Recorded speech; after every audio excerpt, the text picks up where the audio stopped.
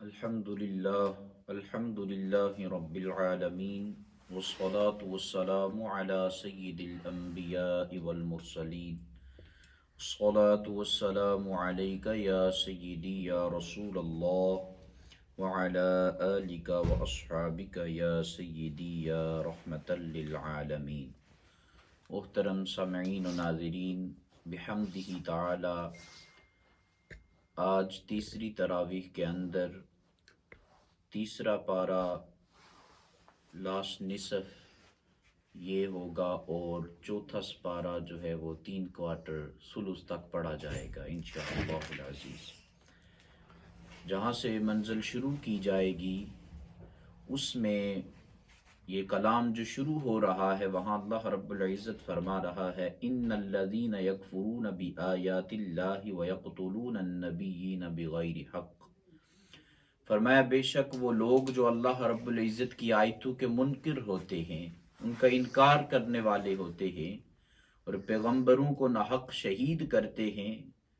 فرمایا انہیں فبشرہم بعذاب علیم، بہت بڑے عذاب کی انہیں خوشخبری ہے۔ کلام چلتا جاتا ہے، آگے جا کے اللہ رب العزت فرما رہا ہے، فرمایا کہ وَتُعِزُّ مَن تَشَاءُ وَتُذِلُّ مَن تَشَاءُ، اللہ رب العزت جسے چاہتا ہے عزت دیتا ہے، جسے چاہتا ہے ذلت دیتا ہے۔ بِيَدِكَ الْخَيْرِ، یہ سارے کام بلائیاں اچھائیاں اس اللہ رب العزت ہی کے ہاتھ میں ہیں۔ کیوں کہ اِنَّكَ عَلَىٰ كُلِّ شَيْءٍ قَدِيرٌ، اللہ رب العزت جو چاہے کر سکتا ہے، اللہ رب العزت ہر چیز پر قادر ہے۔ آگے کلام چلتا رہتا ہے، آگے نیا رکوع شروع ہوتا ہے، اس میں اللہ رب العزت نے اپنے پیارے محبوب کی محبت کو بڑے احسن انداز میں اجاگر کیا۔ اللہ رب العزت فرما رہا ہے قل، اے محبوب آپ فرمائیے کہ ان کنتم تحبون اللہ فاتبعونی، اگر تم اللہ سے محبت کے دعوے دار ہو اور کہتے پھرتے ہو کہ ہم اللہ سے بڑی محبت کرتے ہیں، تو محبوب آپ فرماؤ کہ میری اتباع کرو۔ اگر میری اتباع کرو گے تو پھر اس کا فائدہ تمہیں یہ ہوگا کہ اللہ بھی تم سے محبت کرنا شروع ہو جائے گا اور تمہارے تمام گناہ معاف فرما دے گا۔ اگلی آیت مبارکہ 31 نمبر، اس میں اللہ فرما رہا ہے محبوب آپ فرمائیے اللہ اور اس کے رسول کی اطاعت کرو، اور اگر اللہ اور اس کی رسول کی اطاعت سے منہ پھیرو گے تو پھر فرمایا کہ ان اللہ لا يحب الکافرین، اللہ رب العزت کافرین سے محبت نہیں فرماتا۔ پھر آگے سے کلام نیا شروع ہوتا ہے، اذ قالت امرأة عمران رب انی نذرت لک ما فی بطنی، جب عمران کی بی بی نے عرض کی کہ اے میرے رب میں تیرے لیے منت مانتی ہوں کہ جو میرے پیٹ میں ہے وہ خالص تیری ہی خدمت میں رہے، کیونکہ تو مجھ سے قبول کر لے، بے شک تو ہی سننے والا اور جاننے والا ہے۔ یہ پورا قصہ آگے تک جاتا ہے، پھر حضرت مریم علیہ السلام ان کے بارے میں آتا ہے، وَإِذْ قَالَتِ الْمَلَائِكَةُ يَا مَرْيَمْ، جب فرشتوں نے کہا اے مریم ان اللہ اصطفاکی وطہرکی واصطفاکی علی نساء العالمین، کہ بے شک اللہ نے تجھے چن لیا اور تجھے خوب ستھرا کر لیا اور آج سارے جہانوں کی عورتوں نے تجھے پسند کر لیا ہے۔ یہ پورا قصہ آگے چلتا جاتا ہے، یہاں تک کہ آگے بیان شروع ہو جاتا ہے کہ اللہ رب العزت فرماتا ہے جو کفار ہیں، جو انکار کرنے والے تھے، فرمایا وَمَكَرُوا وَمَكَرَ اللَّهُ وَاللَّهُ خَيْرُ الْمَاكِرِينَ، کہ کفار نے تو اپنی طرف سے بڑا مکر کیا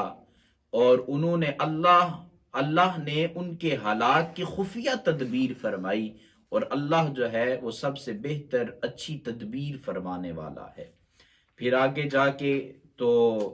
کلام شروع ہوتا ہے، وَإِذْ أَخَذَ اللَّهُ مِيثَاقَ النَّبِيِّينَ لَمَا آتَيْتُكُم مِّن كِتَابٍ وَحِكْمَةٍ، جب اللہ رب العزت نے پیغمبروں سے عہد لیا جو میں تم کو کتاب اور حکمت عطا کروں، پھر تمہارے پاس ایک رسول آئے تو فرمایا مصدق لما معکم لتؤمنن به ولتنصرن، فرمایا کہ تم اس کی تصدیق بھی کرنا اور اس پر ایمان بھی لانا اور اس کی نصرت بھی کرنا۔ سب نے فرمایا، اقرار کیا اور کہا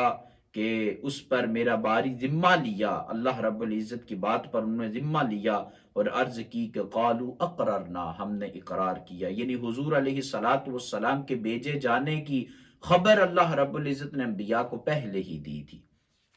پھر یہاں سے تیسرا پارہ تقریباً ختم ہو جاتا ہے اور چوتھا پارہ اس کا سٹارٹ ہوتا ہے۔ وہاں اللہ رب العزت کلام شروع کر رہا ہے کہ تم ہرگز بلائی کو نہ پہنچو گے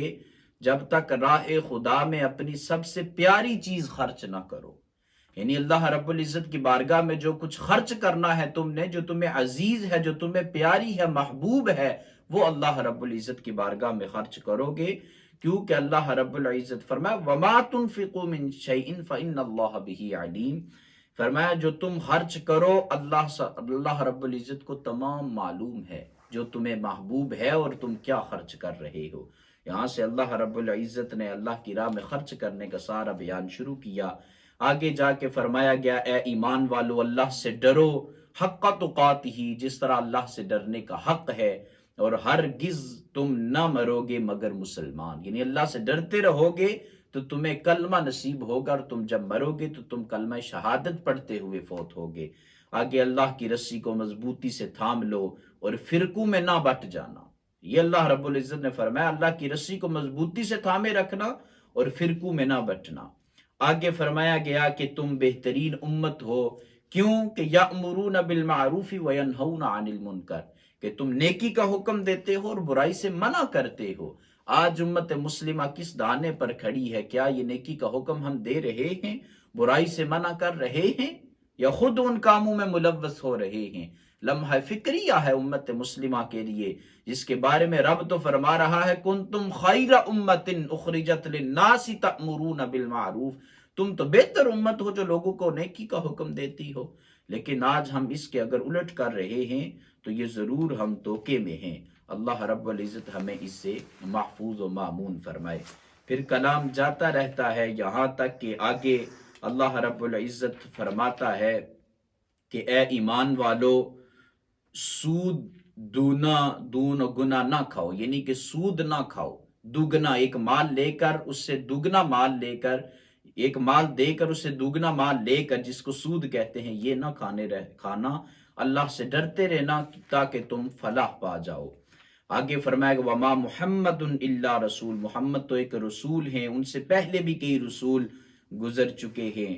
اور اس کے بارے میں حضور کے بارے میں آگے سارا مضمون چلتا ہے۔ پھر آگے اللہ رب العزت فرما رہا ہے کہ اے ایمان والو لا تکونوا کالذین کفروا، کافروں کی طرح نہ ہو جانا بلکہ تم ایمان والو ہی کی طرح رہنا۔ اور پھر فرمایا گیا کہ جو اگر تم کفار کی مدد نہ کرنا، اگر تم کفار کی مدد نہ کرو گے تو اللہ تمہاری مدد کرے گا۔ پھر فرمایا گیا جو اللہ کی راہ میں مارے جائیں ان کو مردہ نہ کہو بلکہ وہ زندہ ہیں، اور رب کے ہاں انہیں رزق دیا جاتا ہے۔ یہاں تک ان کی شان بیان کی گئی۔ پھر آگے چلتے چلتے کلام یہاں جا کے